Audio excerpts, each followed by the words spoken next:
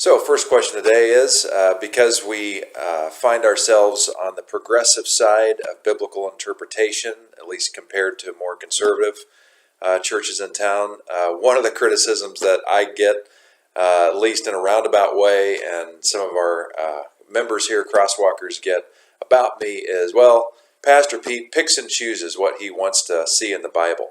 So let me talk about this idea of picking and choosing. First of all, you say it like it's a bad thing. I mean, the reality is everybody from every tradition, no matter what their theological bias, conservative, liberal, progressive, whatever, we all pick and choose.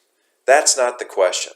The question is how do you pick and choose? What is your methodology that you employ, that when you look at an ancient sacred text, that you figure out how is this text applicable to today? That fancy process has a fancy word, and it's called our hermeneutic.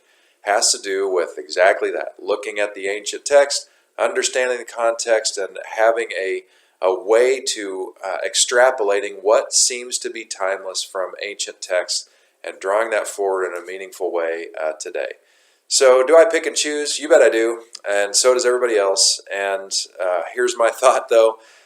Some of my more conservative friends who are really bent on just reading the Scripture plainly and applying it directly, I just want to call BS on that. That's a bunch of baloney. They may not realize it yet, but it's absolutely true. There's a whole bunch of scriptures that they completely ignore to make their case as well as they do about me. The difference may be, I don't want to use too many broad strokes here, is through my studies, I think I have a fairly consistent hermeneutic. So that when I look at the ancient text, I think I look at it the same no matter what the topic is. And I think that the way I'm employing, as I understand it, is pretty close to an ancient rabbinical approach to understanding Scripture that I think Jesus used and I think the Apostle Paul used as well. So it doesn't mean I'm perfect, doesn't mean I'm always right, I'm not. But I think it would be a mistake to categorically dismiss me or any of the things that I have to say based on that simple, knee-jerk, cliche statement, he picks and chooses. So, happy picking and choosing to you. May you do it well.